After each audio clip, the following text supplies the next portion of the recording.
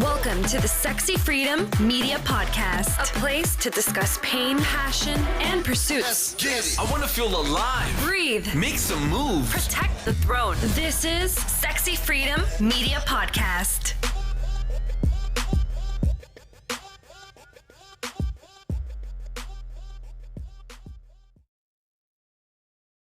Welcome to the Sexy Freedom Media Podcast. It's your host, Helen Edwards and January Liddell. Aloha. So today we actually have a special guest, and I wanted to invite her on this podcast since the past couple of weeks we've been talking about mindset and taking care of ourselves. So Dr. Gretchen Gavero, she and I actually met when we were in school. We went to Berkeley together, and she's now living here in Honolulu. Dr. Gretchen Gavero is a mom, wife, entrepreneur, and a board-certified psychiatrist and psychotherapist based in Honolulu, Hawaii. Since starting her medical journey almost 20 years ago, she has helped thousands of people improve their mental health, from overcoming simple anxiety and stress to managing severe and chronic conditions. She's an expert at combining the art and science of medicine and psychiatry with practical personal growth tools. Dr. Gavero is also an Associate Professor of Psychiatry who trains other health professionals about compassionate and evidence-based mental health care. She trains other physicians on how to be a psychiatrist. She cares for her patients in her private practice clinic, Mindhealthspace in Honolulu. She shares mental health tips and education online at thementalpath.org. She just launched her new online course, The Mental Path Starter, to help people elevate their self-care journey. Gretchen currently lives in Manoa Valley in Oahu, where she enjoys a quality time with her husband and two amazing children, pursuing creative projects and enjoying the outdoors. Her husband and I we all graduated from Berkeley. So it's such a pleasure to have you, Dr. Gretchen. Thank you. Gretchen, I'm so glad that you're here. Thank you. I guess one of our questions first is, how did you first get started being a psychologist? What was your inspiration? A psychiatrist. So, yeah. Well, I've always known that I wanted to be a doctor. Something that was implanted when I was young, but luckily aligned with what I was interested in. And so I knew that I wanted to be in medicine. I actually wanted to be a primary care doctor to begin with, like a family practitioner, or a pediatrician. But I also knew that when I was at Cal, I was very big on health prevention and just overall, all the parts of your life that makes you enjoy it and makes you feel healthy. So I knew that I had that in my head. And when I was in medical school and I was going through the clerkships, which is where you go to the different specialty, gosh, I wanted to do everything, each specialty. I wanted to be a pediatrician. I wanted to be a dermatologist or all these other doctors. But I knew I didn't want to be a surgeon because there wasn't a lot of talking. And so there was one clerkship where I was in this very busy hospital that just really takes care of very sick patients, like who's had trauma, like accidents. So they were in this burn unit. And when I would see the patients, I would see all of these super smart doctors taking care of these patients, but they couldn't get through. But just with talking, because I was part of the psychiatric team at that time, it just felt natural to me. And that connection with the patient and tying just the talking and relationship part with their healing process and getting better, taking their meds or getting their bandages, allowing the caregivers to change their bandages. I knew that it was the psychiatric team who really made the difference there. And so I just fell in love with it at that time. Also because as you can tell, I like to talk and I like to listen to people talk. And yeah, it just really fit well with how I think about, you can't just focus on one thing. You have to think about like what's around this thing that is causing someone stress. And it could be like a health problem, because everything contributes to that. So I love that integration of information. And then also putting in like body-wise and medicine-wise, what does it mean? How do they all fit together? So it's like a yeah, it's like a puzzle that I enjoy Um, working on. I love that, and because the everything surrounds our mental, our mindset, and I think some of us have such a challenging time with that because there are so many different factors that we've experienced, and so maybe if you can talk to us about like the mindset and how to get clarity on that. Um, our audience, I think, would appreciate that. So, can you help us kind of guide us in to a mini session with Dr. Gretchen? Sure. So in an initial session, well, even before that, my approach to everything in my own life too is that it's it's important to be clear about at least two things. Yeah. And really it's three. Oh, balloons all over. That's my camera has the special effects. So three things. One is you have to know where you're starting. So it's really taking time to thinking about what's happening right now. Where am I at? And it could be okay, I might be feeling down or life is actually pretty good. But I know where my feet are at, my grounding. And then whatever it is that you are, you can think about, well, this is what's in front of me now. Where do I want to go? Or what is it that I want to achieve? So you have those two, it's like a road. You have your starting point and you got to know and your end point. And now the fun part is really hashing out what's in between. Like what are the things that help speed you up? What are the things that are in your way, like your barriers? So I approach every session, like every case and every problem in my life that way. And then once I'm in session, I listen for the story and I'm listening for very specific things. I explain that all the ways that we approach stress or things in life, you know, even depression or even how we take in happiness, that is influenced by never just one thing, by many, many things. So one is, and sometimes people don't think about this, one is really genetic. Yeah, we can't argue that um, there are some ways of being like temperament or certain conditions that are just kind of passed on, you know.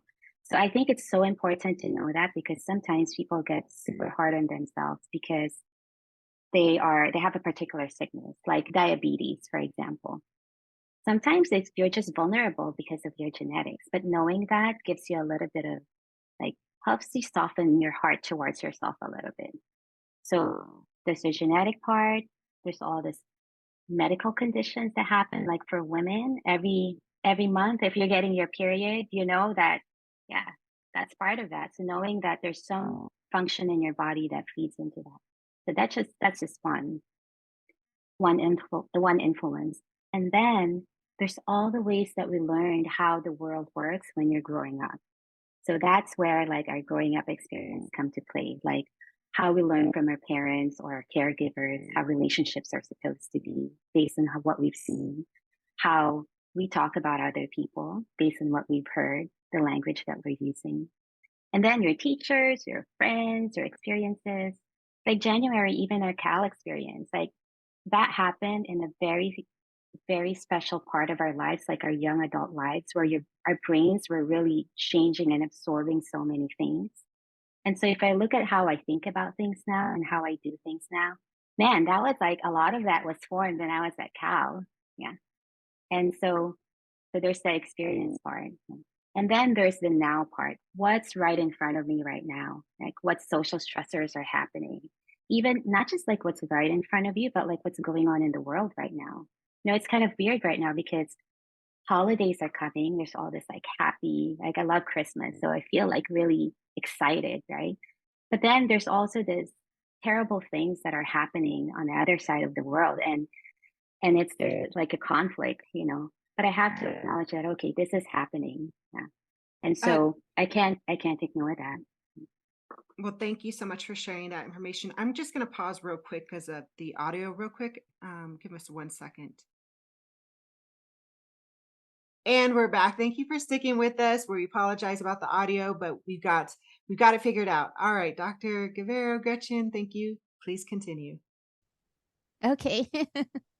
Yeah, so we talked about how all the ways we learn how to manage things that come to our life has to do with our genetic vulnerability to different ways of being, conditions, the things that we learn growing up, and then the stressors and good things that are happening right in front of us.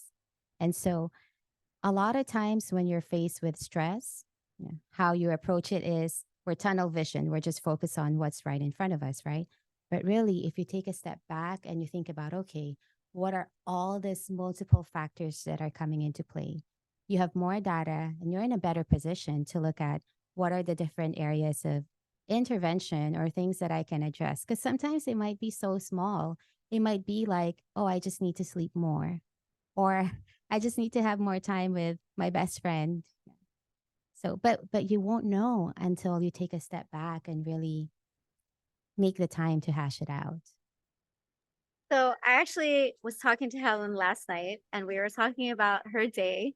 And I was so proud of her because she was feeling certain things, and I'll let her explain the story. But basically, what I wanted to say about Helen was that she was so self-aware with what was going on. I was like, oh my gosh, that's awesome that she actually took the time to really dig deep into asking herself why was she feeling this way and really dig further in. So Helen, would you like to share that story? Yes, I hold nothing back. Everybody knows everything about me, I feel like. Well, I love what you're saying. First of all, Gretchen, January's right, yesterday. So with me, I have a history of manic depression. I also was diagnosed as bipolar. However, my mom is the one who was very, holistic driven. She was like, we're not putting you on medications. You're going to have to, the world's tough. You've just got to get tougher. And that was my mom's take on everything. So she kind of embedded that in me.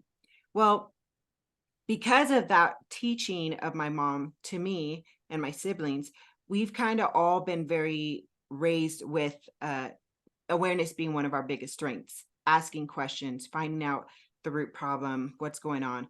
And I mean, not everybody goes this route. It's just my personal journey. But with me, one of the things I've learned to do is constantly ask myself questions, especially if something's really off. I mean, really out of character. For the most part, I'm a very positive person. I've worked hard to get to this point in my life. I've done the work. And I realized 2 days ago, something was very off. I woke up and I just felt frustrated. And I was like, I'm really upset right now. Like, I'm not where I want to be. You know how you just start attacking yourself and you start doubting yourself.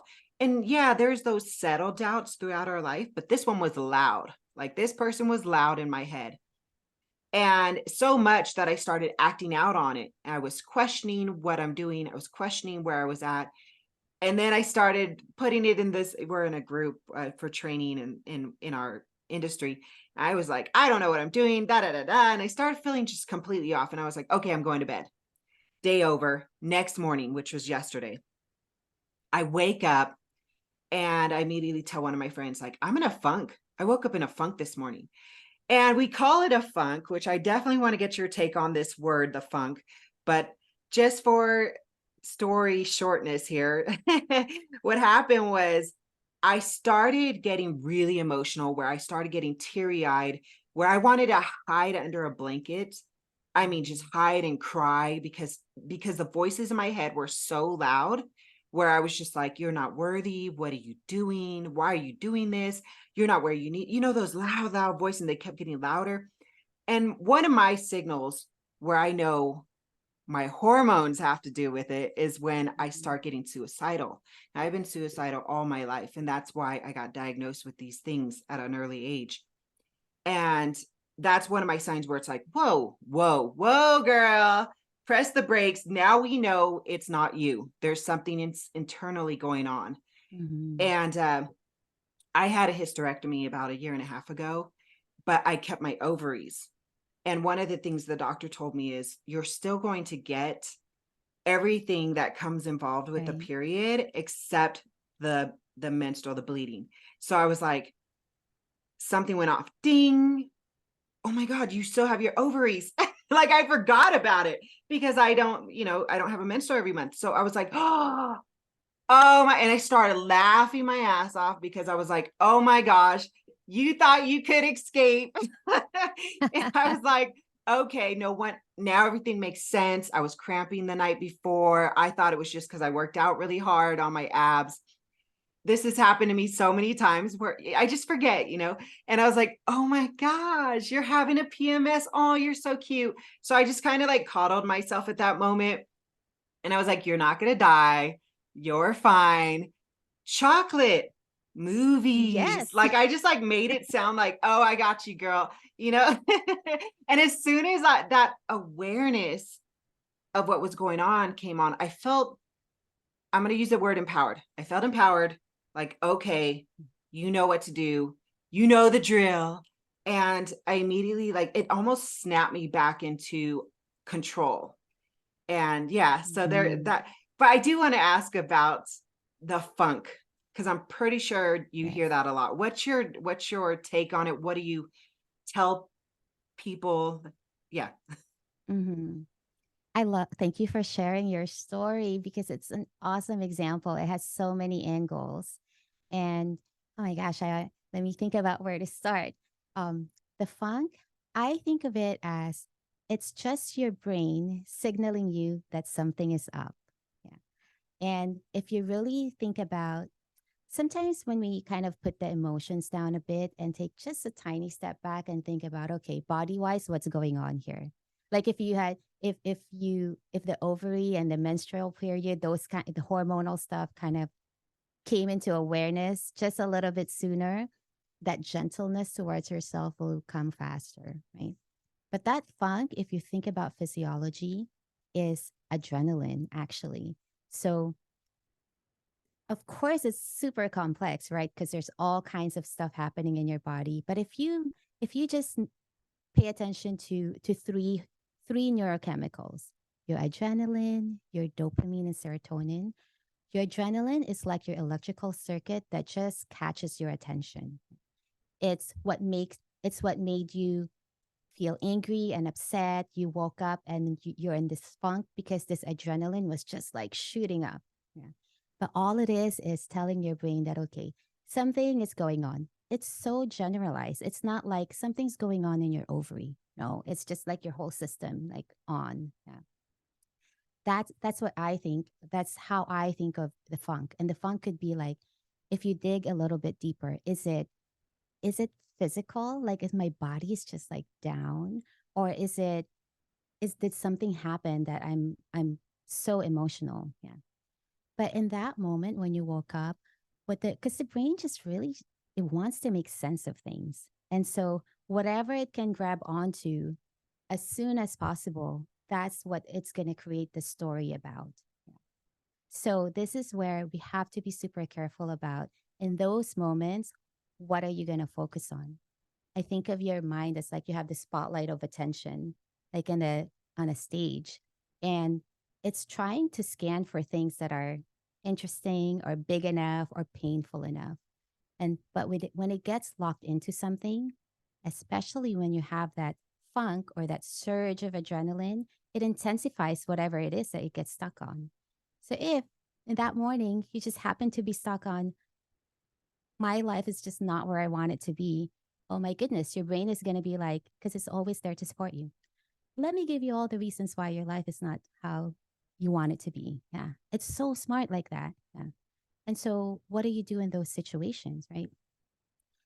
Whenever you feel, whenever you become aware of a thought or an emotion that you feel is not serving you, like a funk or upset, all of that adrenaline requires about a minute and a half. It's just 90 seconds to 2 minutes to do its thing. Goes to all the parts of your brain, goes to your body. You probably feel like shaky. For me, I feel like my heart or I feel warm in my hands when that's happening. You just need to give that 2 minutes free reign. Let it do its thing.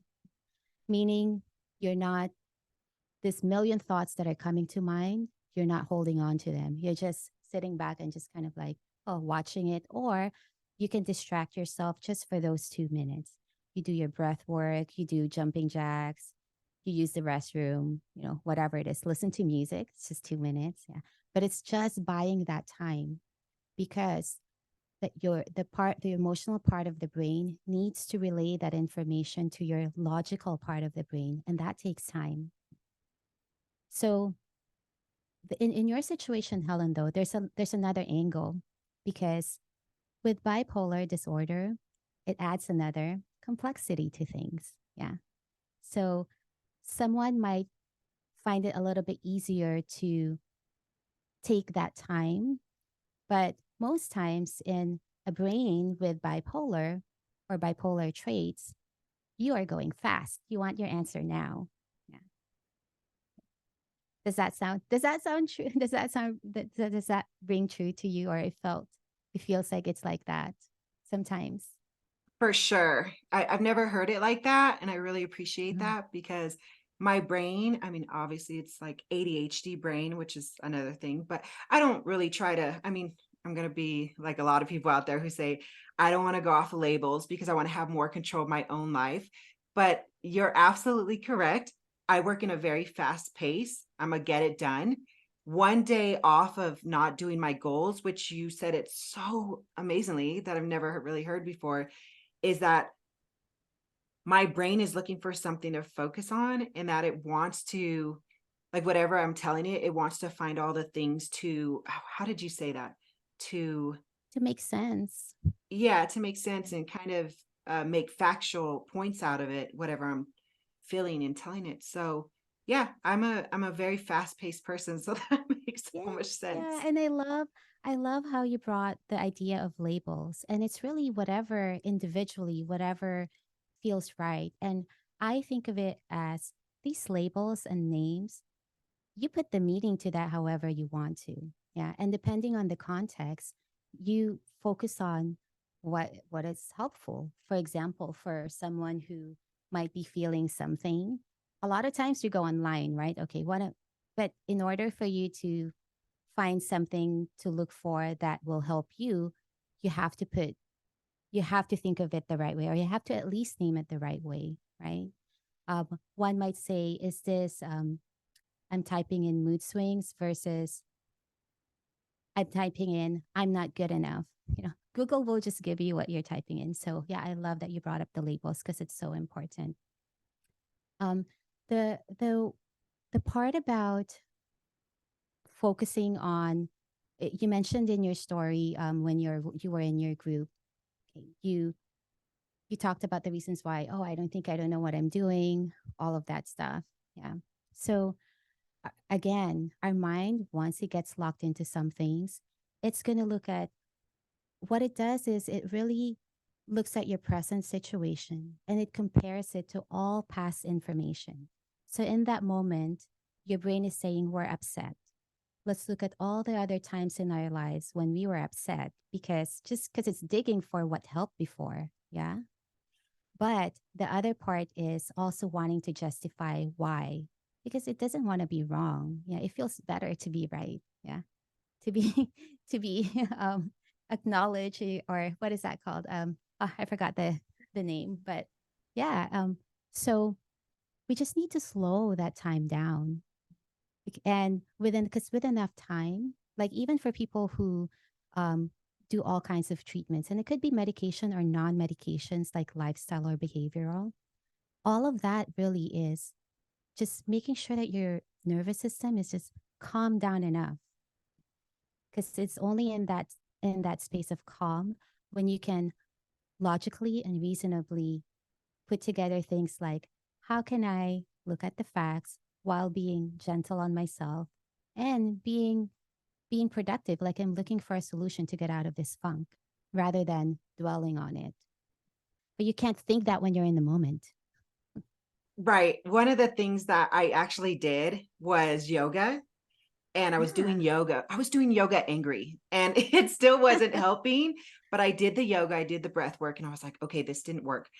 So what I did right before the answer came to me after yoga is I just started jumping, and I put my hair down and started waving my hair, and I started saying out loud, "What is wrong with you? Tell me what's wrong with you." And I was like, I don't care how crazy I feel right now. The answer is going to come to me, because I literally am telling myself, what's wrong with you? You're not like this. Something's wrong with you. And that's the answer did come. And it's almost like shaking it out of my body, shaking myself. I don't know. What is that? What is I love that that. has the movement? Do you know what I Yes. mean? What is that? Yeah. So one explanation is if you go back to adrenaline. Adrenaline is just fuel. Yeah. It turns on your stress, your fight, flight, or freeze nervous system. You have two, your calming or your go nervous system. In that moment, whenever you're whenever you're upset, actually when you're excited too, your go or your sympathetic, your fight and fight response kicks in. That's what it is. It's you imagine you're boiling water, and that water is starting to bubble up, and let's say that's adrenaline. Yeah. Oh, after a while, it's going to spill over unless you take off the lid, yeah, to let the steam off. And so it needs to go somewhere. So that's why when the pandemic hit, actually, it was so stressful because oh my gosh, it's all new, all adrenaline all over, right? But we couldn't go anywhere. That was so hard. The brain didn't know. It took a while for us to figure out what to do. So that's what it was. It needs to go somewhere. So for another person, if they didn't think about moving, they might cry it out. Unfortunately, for in some cases, this is how fights happen. Yeah. You're not dancing when you're angry. Instead, you're like lashing out at someone. Yeah. And so, and we all have that kind of response. It's just that we find different ways of tempering it. And the beautiful thing about what you did too is, gosh, there's all kinds of stuff. So there's the moving part. The physical movement is so helpful. You do that long enough. I know January runs. I run too. It's the same idea, right? You release all of this adrenaline, but also you change like brain waves and all that stuff. You get into a trance if you do your jumping long enough, and it widens. It widens your perspective after so much movement. You add to that if you're a little bit like jumping on beat, almost like you're dancing. It turns on other parts of the brain that has to do with creativity, and that just, gosh, it turns on all kinds of circuits that reminds you that hey, you might be worried about something, this particular thing, but remember, you're also connected to all this, like the bigger part of the world, like the nature or your friends and all of that stuff.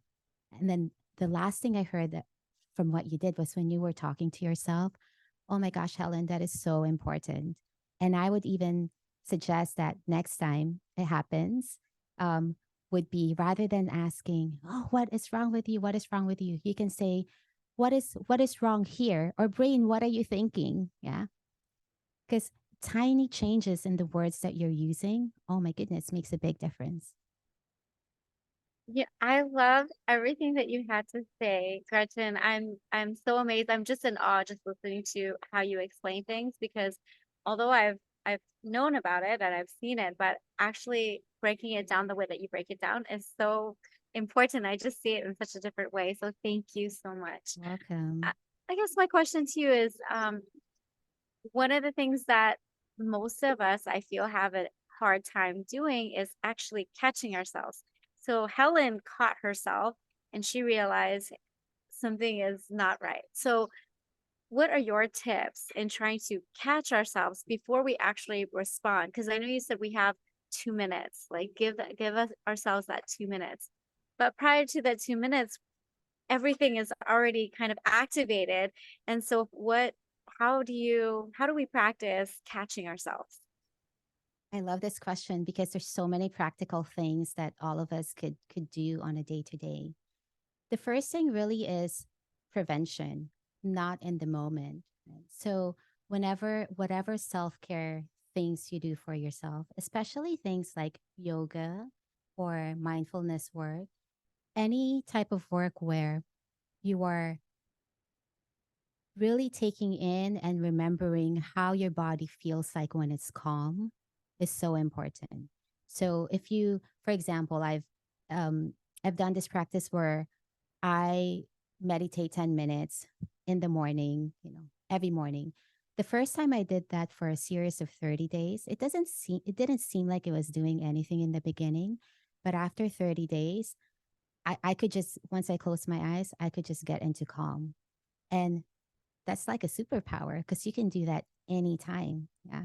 And the more you've practiced that, in the moment when the time comes that you need to use it, your brain will remember. Because what it will do is, okay, this doesn't feel like calm. Your hands are starting to sweat. Yeah. That's not what we do when we're meditating. So then it'll say, okay, it's such a contrast. You don't like how this feels. Let's get you back here. And then it'll get you there faster. So anything that you're doing, like all this, the exercise, the running, the connection, all those self-care things have to be in place consistently so that when you get to the moment and you actually need it, gosh, right in the middle of the moment, it can be very hard. But your body actually, it's so smart. It'll give you so many clues, even minutes before.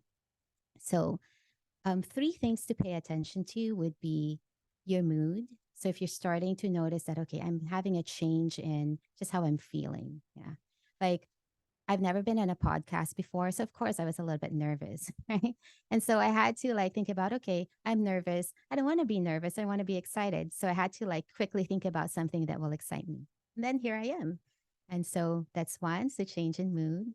And so the next is if you're noticing that you have a change in behavior. So an example would be, let's say, in the moment, if I'm starting to talk super fast, that means that okay, hold up, maybe nervous or maybe too excited. You gotta change it up a bit.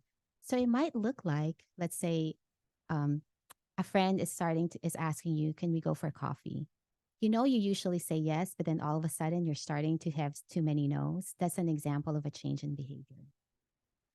And then the third one is, so there's mood, behavior, and the third one is change in physical reaction. So this one is something that's actually you can notice right away, right? Your heart's beating fast, or you're starting to slouch. Yeah, you're starting to make yourself look small. That's usually a sign that okay, anxiety or something else, rather than expansive and feeling like powerful. Yeah.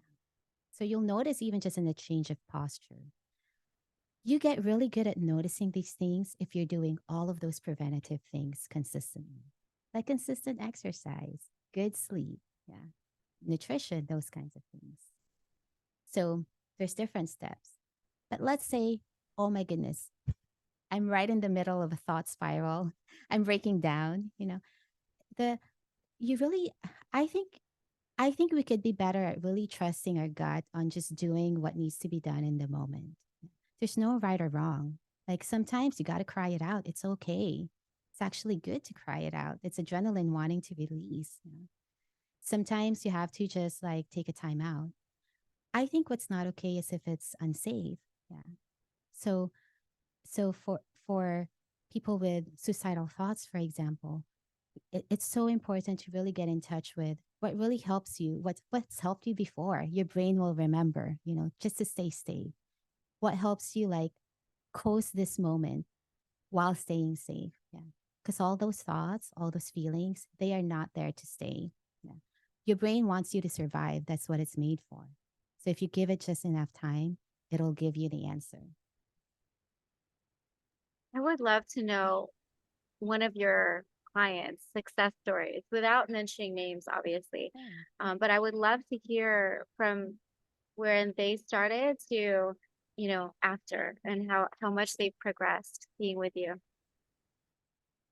Oh my goodness. I have to like think of, there's so many faces that are coming to mind right now. Okay. Actually, I'll use an example of one who I know wouldn't mind having their story shared because it's so helpful for other people. Um, this person came to me during the pandemic, and they were actually having daily suicidal thoughts. They were already on treatment before and just really depressed and having these thoughts because so many changes, like moving back here, um, not having work, family problems, relationship problems. So a culmination of things. Yeah. And they were also on treatment from another provider before. So they came to me and we were meeting pretty frequently, actually, initially every couple of weeks. And then now, like every week. And it's really about initially safety, yeah. Making sure that, okay, is there anything that we need to be, we need to make sure that they're safe. And I always tell my patients, once we start working together, it doesn't matter how difficult it is, like constant suicidal thoughts, constant depression. I'm just, as long as we give space just for a little bit of hope and just a little bit of motivation, to keep going, we can grow that. We can work with that. And so for months and months, what we've done is really just meeting all the time, talking about what's going on a day to day, what's worked before. And sometimes it's just this, just talking story. But even in session, even if that's what we're doing, in my head, I'm really taking in what's going on brain wise. Are there medications working? Is there anything that I need to, emphasize? But really taking care of that relationship so that I can create a space for this person to know that it's okay, it's that I'm here. We're gonna together, we're gonna make sense of what's happening. And one of the best parts here is it's not just dwelling on the stressor, actually. We always bring it back to what's happening body wise and brain wise. Because a lot of times, more than 50% of the time, if you're having a stressful reaction, like suicidal thoughts or even gestures or behaviors, right? Sometimes it's because it was too much for the brain to handle. It had to just hold on to something because it needed to, something needed to be done. And so, one, being honest that, okay, that wasn't a safe way to go. What are different ways to go? And then creating a space where it's comfortable talking about those things as honestly as possible. And we did that for months and months and months. And then, really, sometimes our sessions have been, I would just sit there and listen because there's no one else for this person to be open with. And so to me, that, wow, that was such an honor, someone to be honest like that. Yeah. And then over time, the brain will always learn, okay, this is the 100th time we've talked about it this way. It's time to think about what's the next thing. Yeah. And then whenever something good is happening, like the tiniest improvement, even just saying something like, oh, I looked at work today online. We have to celebrate it because the body knows, the brain needs to take it in and know how it feels like. Like even now, me like describing it, it feels good. It feels light on my chest to talk about that. So the brain needs to remember that it's not just capable of focusing on the negative emotions. It's actually more primed to make you feel pleasure. But you can't do that if you don't practice. And so our sessions have focused on, okay, let's figure out how to practice that. Yeah. And so now, like 2 years later, we're still meeting, weekly. Actually, I really enjoy working with this individual. Also to see like how over time they've ventured out into reconnecting with friends, tolerating family dynamics because it's very difficult. And also tapping into like, what did I used to enjoy before? And let me just get back into a little bit of that. Yeah. And so, gosh, just to see that going from someone who would tell me every single time that there's no point in living to saying that, oh, I had a talk with my friend who was having a hard time. And I was talking about what we talked about in session just to help them out. That's, to me, that's like the most fulfilling thing for a psychiatrist to hear. And there's many stories like that in gosh, variety. I can see that because every time you and I get a chance to talk, I always feel really good about myself after talking with you. So I can only imagine the 2 years that you worked with this individual, and she's grown, and that's the beauty, right, of what we all do, right? Because we each have, Helen and I and you, we have certain clients that we work it with, and people that we're friends with, and to see the growth from A to P. I'm going to say P, right? Because there's still so much to grow, and I enjoy that, and I think you should commend yourself too. I'm so proud of you, Gretchen. I from our Cal years to like now, like you completely grown up, and to see that you have your own practice. And I want to actually segue into the mental path. That's something that we were talking about last week, and we were talking about this website that you created. So you're now venturing into the entrepreneurial stage where you actually, well, you already you have your own practice, but you're also trying to go global in terms of your website, thementalpath.org. Can you explain a little bit more about that and why you decided to do this this website, and then explain about your course? Great. Yeah. Actually, a little bit of correction. Maybe I typed it wrong. Mentalpath.com. So that's COM. And it's actually it's not just my idea, actually. It's Carl, my husband's idea. We are big on just looking things up on YouTube and social media. We're a very tech friendly or user family. And so he would always tell me that my husband's not in medicine at all. He's actually an artist. He's into music. Um, he says, I would love to hear mental health tips from someone who actually does that work, like from you, like from a psychiatrist. And it's great that it's online. It's people are talking about it more, like athletes talk about it and musicians talk about it. That's super awesome. But I think he says, but I want to know like perspective here. Why is it a mystery, from doctors? And so that actually and started our our brainstorming session about it. Yeah. And once the two of us just start putting our brains together, it's just like it's super fun. And so we're like, yeah, you should do a YouTube and a podcast, which by the way, like I've thought about, but I just haven't like maybe I needed that push and that cheering on just to be like brave to do that. And so I'm like, yeah, let's go do it. And at that time also I think we were doing we were watching a marathon of The Mandalorian. And so we're like, okay, we're so into it. We just went to Disneyland. And so we were rewatching it again.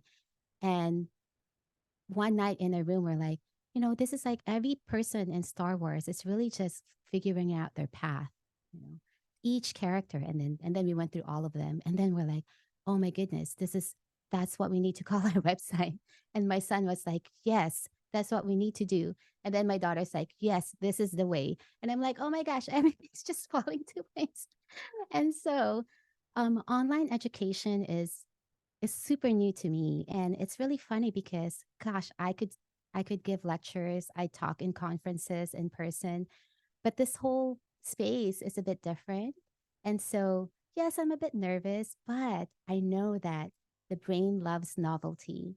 And so, just really diving into this is tapping into the part of my brain that needs like waking up and relearning things, learning text and audio, all that stuff. And so, that's just like on the side, actually, because the main thing really is I love seeing people just like get better, whatever it is that you're going through. I know for sure that your brain, your body, your wisdom, your experiences, your spirituality, whatever it is, everything could be in your favor if you pay attention. And if people say, oh, that's just positive thinking, no, it's not. It's physiology. That's how your brain works. And just a little bit of reminder of that to me is like it's fun. And also I really am here to break the stigma. We all get sad, we all get angry, we all feel like we want to give up. And there's no shame in that, because that's just how we're built to be. It's all good. There's always a solution, and there are people out there who's going to help you. So I just want that message out there. Yeah. Such a great message. You're absolutely right. I like that you said that there are people out there to help you, because I think there are some people out there that are worried about going to therapy session or worried about just sharing their feelings. And I'm gonna call it out. I feel like most men do not, want to go to therapy, and I appreciate that you sharing that, there is help out there. I think the key is to make that decision to actually reach out for help, which is why I'm really excited about your course. I think your course would be kind of a segue before therapy session. I'm not sure if you can elaborate a little bit Yes. more about your course and what it's called. Yeah, it's called the Mental Path Starter, and I actually created it for busy folks like me, because I know that there's so much we want to do, but we can't do all of that. You can't give your gifts to the world if you're not taking care of yourself. Also knowing that not everyone wants to seek out help, like to a professional or sometimes even to a friend, right? Sometimes we just kind of want to do our own work, like behind closed doors. And that's all good. I actually celebrate that. I think we should all do that. And so this course lays out what it's like my brain on paper, what I would do if I am sitting in front of a friend who's saying, I'm going through this. Can you help me work through that? Or as I'm opening a session, it's an organized way of how I break down, well, how do we look at a problem? And then what does this mean when it comes to your body? And then most especially, what are some tools? And so what I've done is the things I repeat over and over in some of my sessions that my patients are like, oh, yeah, I wish I knew that from before, or I wish my mom knows this, or my friend knows this. I organized it and I compiled it so that anyone could just have it. It's like picking up your Atomic Habits book, and then if okay, I need to break a bad habit, you go to that page.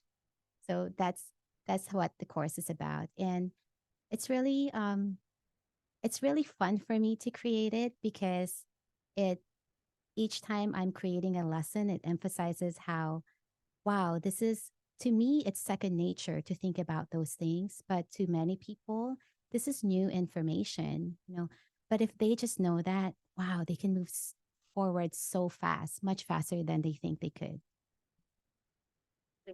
The brain is a magical, amazing entity that we have that I feel we don't use um, as often as we should, because I feel like our emotions can get the best of us, and our emotions can actually overpower our minds, right? At least for my case, like when I talk for myself and also for my friends, family, and I feel like emotions are what kind of is the forefront, right? And it's something that's so, I don't want to say tangible, but we can put a name to the emotion and can say, I am angry, I am sad, I'm happy. So these emotions take the forefront. But what actually is happening, there's much more deeper things that are happening in our brain. And so I'm really excited actually to try out your course. I'm excited to check out the mentalpath.com. And I love that it's Star Wars. I actually did not know that. That's awesome, because I love The Mandalorian. I love Loki. I love Star Wars, period. So it's really nice to hear that your husband played a huge part and your children played a huge part in creating this website and the name of your company. So I'm so excited, Gretchen. Helen, did you have any further questions? No further questions. I just wanted to say I love the brain. I've been fascinated by the brain since I was really young. I wanted to be some type of psychologist when I was younger, but I just didn't want to go to school because I had a hard time with it.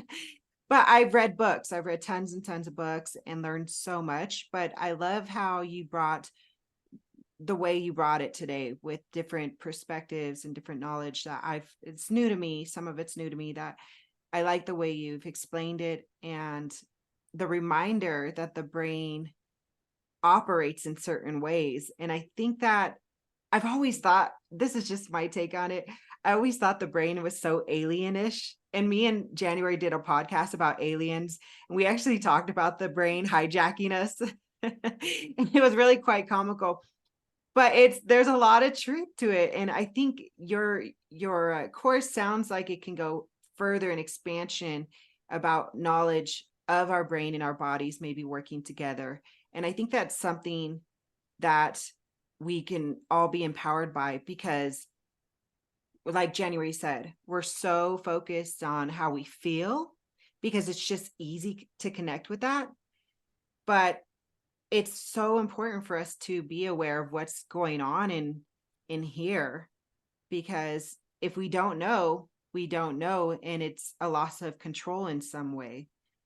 So just thank you so much, Gretchen, for being here and explaining so many You're awesome things to us. welcome. Yeah, I'm just so honored to just be with super powerful women who just have big hearts, trying to make a difference. And it's gosh, I've never been on a podcast before. This is my very first podcast, and what an honor to just really share space with just beautiful people who are so empowering. We're so honored that you're here and really happy, that you're sharing what you're doing, because I feel the world needs it, especially now, since I feel the world has changed since the pandemic, and there are a lot of people out there that do need help. And I really like that you have a course right now that's in beta. I think it's in beta at this moment, and there's a really good deal. So if you cannot afford therapy, then this is a really good starter, right? Hence the mental path starter. So this is a great starter kit to try. So check out her website, thementalpath.com. And okay, so Gretchen, can you tell us where we can find you? Where else can we find you besides thementalpath.com? Yes, I have a super new Instagram page, but I put in all kinds of tips over there. Very amateur videos, and I'm learning. And but it's at the _mental_path.